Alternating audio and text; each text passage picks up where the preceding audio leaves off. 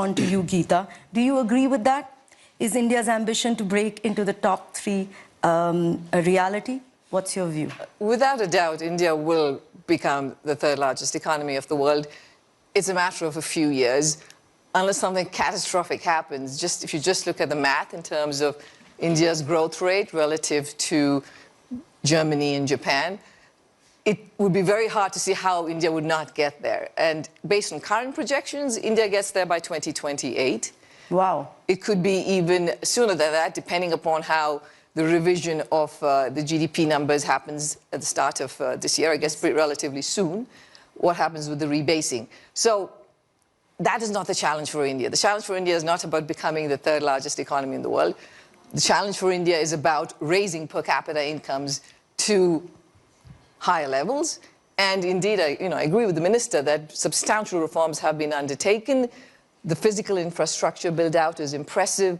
The digital infrastructure build out is impressive. What was done with the goods and services tax, including the simplification recently, extremely helpful. So to keep the momentum going and to keep raising per capita income and getting to the 2047 goal of Viksit Bharat, I think that's the challenge. And that will require keeping up with the steady pace of reforms to get there. But again, lot of positive developments in India, and very important is the macro stability that you have in the country, not just with growth where it is, but also with inflation being at the low, single-digit numbers. That is a good spot for India. So you have said earlier that the 2 things that could hold us back, one is land acquisition is a little bit messy, deregulation, and you have said we've not really used our demographic dividend to its fullest. So what are the things that you think we can do to fix some of those? Yeah, I think a little bit messy is probably an understatement. It is a tremendous challenge in India to acquire land, to have clean land titles. And that is a constraint on growth. It is a constraint on manufacturing.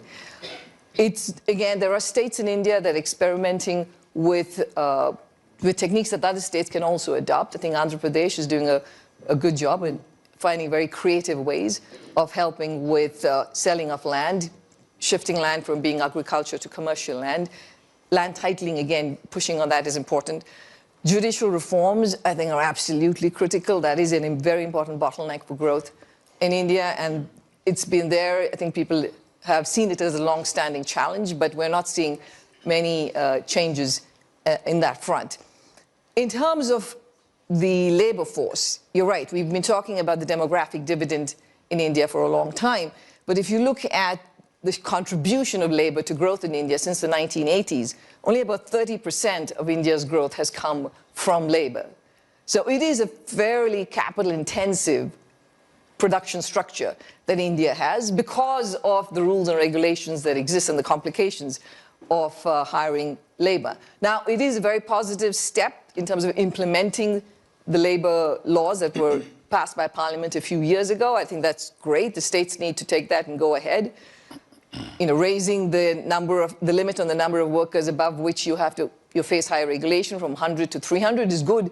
Though if you want to be a part of the big global supply chain, you're going to have to be way more than 300 in terms of the size of the labor force that you have. So pushing on that front is important. Labor market flexibility is critical. On top of that is the skilling of human capital. I think that is a very important part of the solution too. It's not just about the fact that firms aren't creating jobs. There is a mismatch between what jobs can be created and the skill of the labor force in India. So pushing on that front in terms of the level of education and human capital and skilling, super critical. Minister, would you like to come into any of the comments that Gita has made? Anything you'd like to add?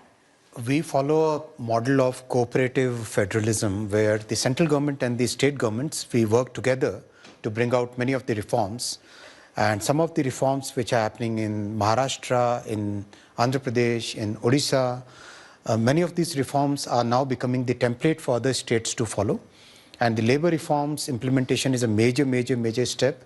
GST simplification, labor reforms, opening the nuclear energy sector to private sector. and reforms in practically every sector.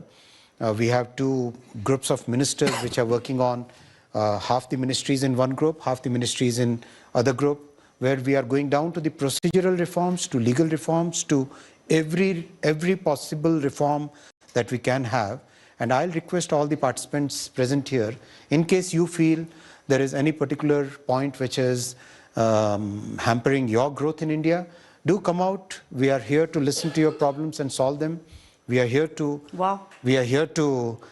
be the catalyst for your growth in India.